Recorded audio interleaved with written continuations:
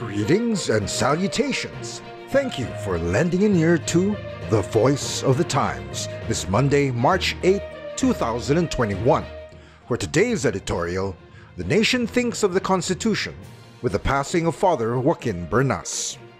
The first thought of most Filipinos on learning of the passing of Father Joaquin Bernas of the Society of Jesus was to wonder whether he died of the coronavirus. Their next thought was to remember the Constitution, which he helped write as one of the 50 select members of the 1986 Constitutional Commission. Between these two C's, the nation thought more of the Constitution than about the coronavirus. This, in our estimate, is the measure of this priest, lawyer, and professor, and his significance and impact for our country and people. It was striking that in announcing his death, the Ateneo de Manila University mentioned no cause of death. It said only that he died on Saturday, March 6. He was 88. The Ateneo de Manila University, speaking through its president, Father Roberto Yap of the Society of Jesus, said in a memo to the university community, "With deep sadness, we inform the university community of the passing away of Father Joaquin G. Bernas of the Society of Jesus early this morning, March 6, 2021. Ateneo called Father Bernas a pillar of constitutional law, not only in the Ateneo Law School, but also in our country." Then followed the encomiums from many to the memory of the man and the many achievements of a long life dedicated to others and to his religion, teaching and writing, with occasional forays into public service. Malacanang also conveyed its condolences and respects through a statement by Palace spokesman Harry Roque Jr. "We express our condolences to the friends and colleagues of Father Joaquin Bernas. He left a legacy of legal excellence and passion for humanity and the rule of law to the nation. A great Jesuit educator, he mentored generations of Filipino students, lawyers, legal academics, and researchers." The instinctive and near-universal recall of the Constitution at Bernas's passing underscores his great contribution to the philosophy and practice of constitutionalism in the country.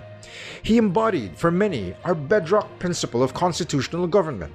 Constitutionalism, simply stated, is a political philosophy or doctrine that a government's authority is determined by a body of laws or constitution.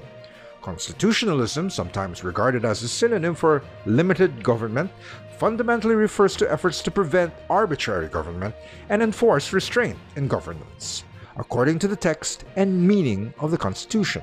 In a long career stretching more than half a century, Father Bernas expressed his constitutionalism through his teaching, his ministry, his writings, and in his books, and a newspaper column which he called The Living Constitution. The column articles have been collected in a book series that coincided with various presidential administrations, notably the presidencies of Corazon Aquino, Fidel Ramos, and Joseph Estrada. Through his columns and his books, Father Bernas became the country's foremost authority on the Constitution and constitutional questions. For many among our people, he was an unfailing guide through the thickets of controversy and the great issues in public life and constitutional law. Over the past decade, we did not hear his voice as much because his advanced years forced him into retirement from his executive positions in university life and the Jesuit community.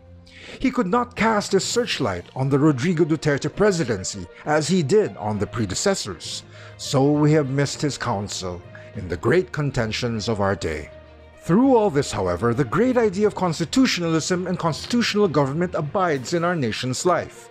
Father Bernas was indubitably right to speak of a living constitution. The Constitution is a majestic document that speaks to us. Nothing in our public life is more substantive. And that's the editorial for Monday, March 8, 2021.